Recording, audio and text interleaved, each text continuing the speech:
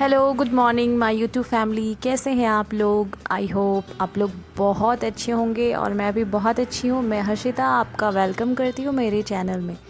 आज है वट सावित्री और आज इतना प्यारा मौसम किया है, मैं सोची नहीं थी क्योंकि हमेशा धूप रहता है। तो मैंने काट लिया है थोड़ा सा आम के पत्ते, इसका मैं बनाऊंगी कलश, पूजा में यूज़ होगा। और वेदर बहुत ही अच्छा है।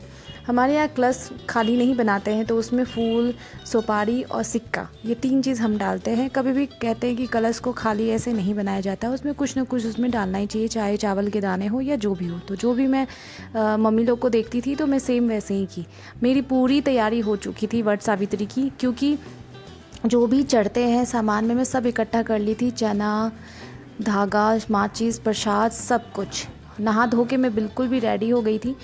और जो सबसे मेन होता है वो पाँव कलर करना होता है, अलता लगाना होता है। तो कल तो ये कर नहीं सकते थे क्योंकि नहाने के बाद धुल जाता। तो आज सुबह मॉर्निंग में सबसे पहला काम मैं यही की हूँ। और ये मेरा बैकयार्ड, यहाँ पे पूजा करूँगी। सारा तैयारी हो गया है। गमला में पेड़ भी मैं कल ही लगा ली थी। तो अब बस पूजा करना। और अभी बज रहे हैं 9 से 10 के बीच में मेरा पूजा कंप्लीट हो जाएगा। बच्चे मेरे दोनों सो रहे थे, तो मैं चाहती थी कि दोनों को सोते हुए छोड़ दो, आराम से पूजा कर लो, क्योंकि इधर धूप लग रही थी और गर्मी तो बहुत थी। बच्चे भी यहाँ पे आके बैठ जाते मेरे कारण, तो दोनों बच्चे सो रहे थे। तो मेरा टारगेट यही था कि मैं 10 बजे तक अपना पूजा कंप्लीट कर लूँ। और मुहूर्त भी अच्छा था, 10 बजे तक का था। उसके बाद फिर 12 बजे के बाद का मुहूर्त था। तो बस यहाँ पे मैं आराम से, मेरा पूजा स्टार्ट हो गया। और आज है 26 मई, तो आज के दिन वट सावित्री पूजा इस साल पड़ा है।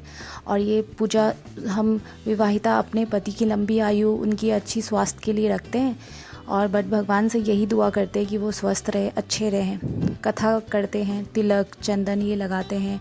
और जो मोस्ट इम्पॉर्टेंट प्रसाद होता है उसमें सीजनल फ्रूट्स जितने भी होते हैं वो होते हैं।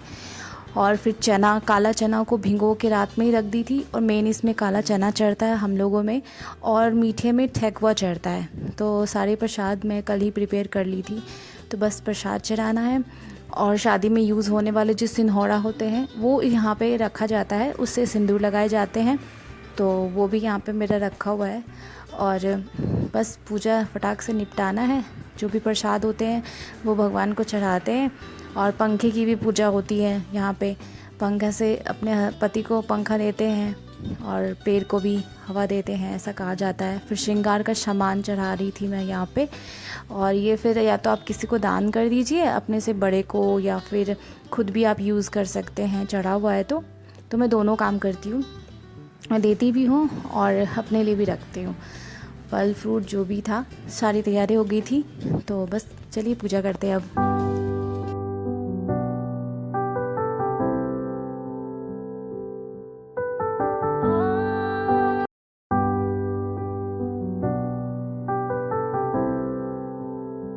और यहाँ पे मैं कथा ढूंढ रही हूँ फ़ोन में ऑनलाइन, क्योंकि मेरे पास बुक नहीं था।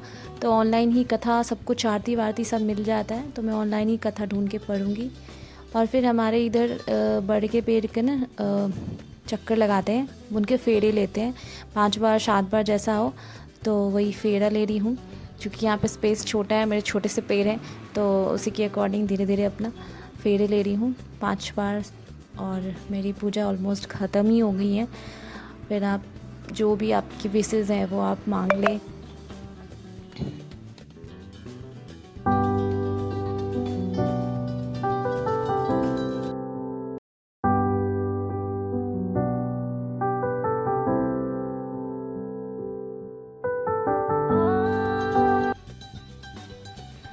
फिर ना बर के पेड़ से गले मिले जाते हैं, ऐसा रिवाज है, ऐसा करते हैं सब। उनके गले मिलते हैं, उनका आरती करते हैं कथा होने के बाद। और मेरी पूजा ख़त्म हो गई थी, तो फिर मैं इधर इनका आशीर्वाद लेने के लिए आ गई, क्योंकि इनको भी ऑफिस जाना था, टाइम हो चुका था। फाइनली टाइम पे सब कुछ परफेक्टली हो गया। और कितना अच्छा लगता है ना जब सब कुछ एकदम परफेक्ट टाइम पे हो जाता है। बच्चे भी नहीं उठे थे, वो भी मस्त सो रहे थे। बहुत अच्छा लगता है। एक ऐसा लगता है जैसे मैंने ना कोई जंग जीत ली हो, इस टाइप से फीलिंग आ रही थी कि सारा चीज़ परफेक्ट कर ली हूँ।